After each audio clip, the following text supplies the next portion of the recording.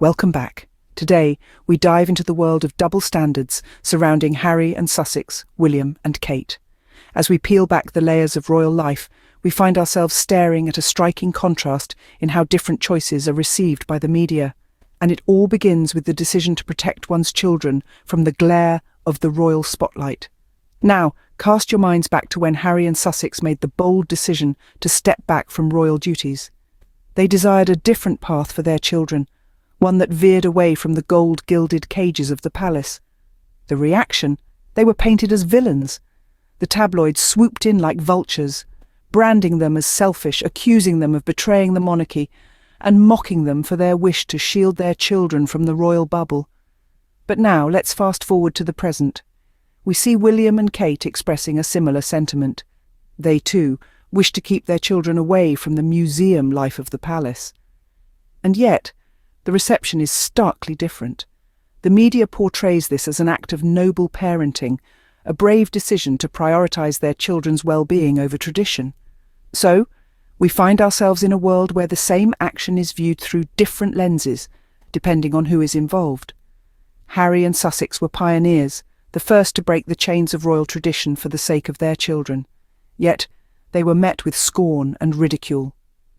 In contrast, William and Kate are hailed as heroes for making the same choice. This glaring double standard lays bare an uncomfortable truth. Harry and Sussex were right all along. They didn't wait for the royal PR machine's approval. They acted in their children's best interest. And now, William and Kate are following suit, albeit with a more favourable narrative. The media backlash was severe, but were Harry and Sussex simply ahead of their time? This question lingers as we continue to uncover the double standards that permeate royal life. Fast forward to now, when William and Kate are making similar decisions for their children. The Duke and Duchess of Cambridge have recently expressed their desire for their children to experience a more normal upbringing outside the gilded cage of the palace, a sentiment that echoes Harry and Sussex's decision years ago. Now let's take a closer look at the media's reaction to this revelation. Suddenly, the headlines are filled with praises for William and Kate's modern approach to parenting. The same media that once ridiculed Harry and Sussex are now applauding the Cambridges for their desire to shield their children from the royal bubble. Isn't it fascinating how the narrative changes when it's William and Kate at the helm? The same decision that was seen as a betrayal when made by Harry and Sussex is now hailed as a bold and wise move when made by the Cambridges. The stark contrast in media's portrayal of these two similar decisions is a clear example of the double standards at play. It's ironic, isn't it? How the very same decision can be spun in such different ways, depending on who makes it. It's interesting to note how the media's narrative has shifted over time. From vilifying Harry and Sussex for daring to break away, to lauding William and Kate for essentially doing the same thing. It's a classic case of moving the goalposts, don't you think? This glaring disparity in reactions is a testament to the media's bias and the deep-rooted double standards in the royal reporting. It's almost as if there's an unwritten rule that dictates who gets praised and who gets criticised, irrespective of their actions. Suddenly, the same decision is seen as noble parenting. Do you see the hypocrisy? Harry and Sussex broke free first, and now others are quietly following in their footsteps. The decision to leave the royal bubble wasn't an easy one. It's a bubble, after all, filled with centuries-old traditions, expectations, and a certain kind of security. But Harry and Sussex saw beyond the glitz and glamour. They saw the stifling protocols, the relentless scrutiny, and the toll it took on their family's well-being. They knew they had to prioritise what was truly important, their family's peace and happiness. Harry and Sussex didn't just make a decision, they took a stand against a system that was more concerned about image than the actual people within it. They chose their family's mental and emotional health over royal protocol. They chose freedom over restriction. They chose to be proactive parents, not passive royal figures. And now it appears that William and Kate are also acknowledging the same truth. The truth that the royal bubble can be stifling and outdated. The truth that children should grow up in an environment that allows them to breathe, to be themselves, to make mistakes and learn from them, without the world watching and judging their every move.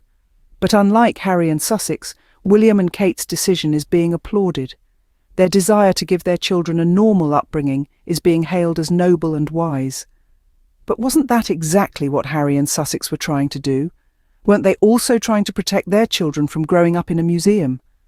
This stark contrast in reactions is a testament to the double standards that persist.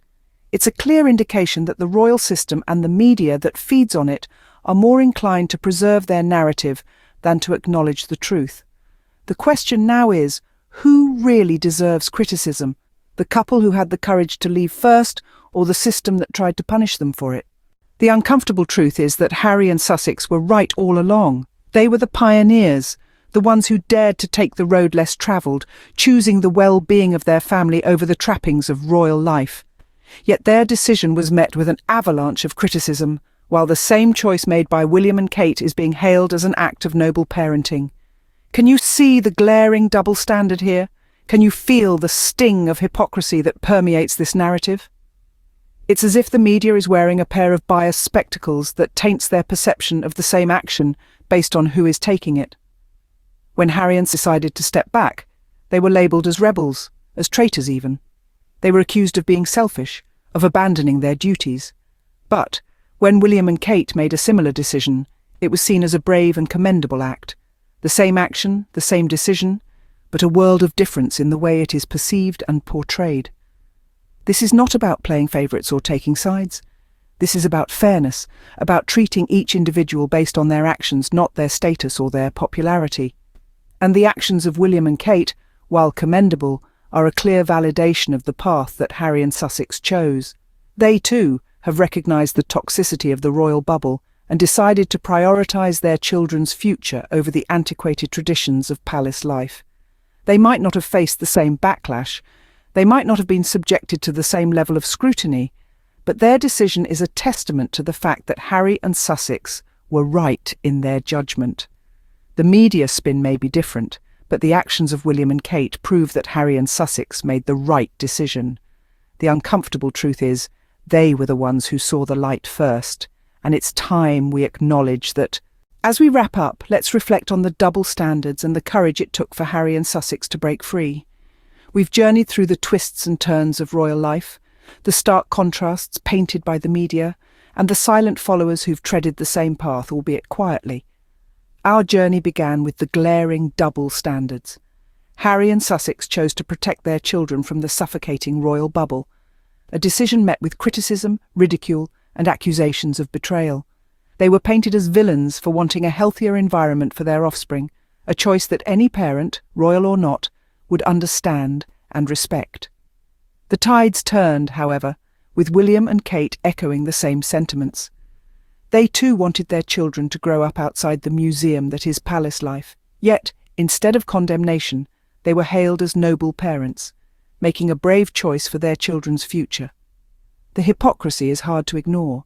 We then move to the silent followers, those who, without fanfare or public scrutiny, are walking the same path as Harry and Sussex.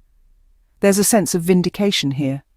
The decision to break free from the royal bubble isn't selfish or treacherous, but rather a testament to the changing times and the need for a healthier environment for the next generation. The uncomfortable truth, as we've discovered, lies in the system itself. It's a system that punishes those who dare to break free, yet praises those who follow suit. It's a system that perpetuates double standards, creating heroes and villains based on public perception rather than the truth. In the end, it's clear that the courage to break free, to prioritise family over tradition and public image, is something to be admired, not scorned. Harry and Sussex were simply the first to realise this, paving the way for others to follow. Let me know your thoughts in the comments.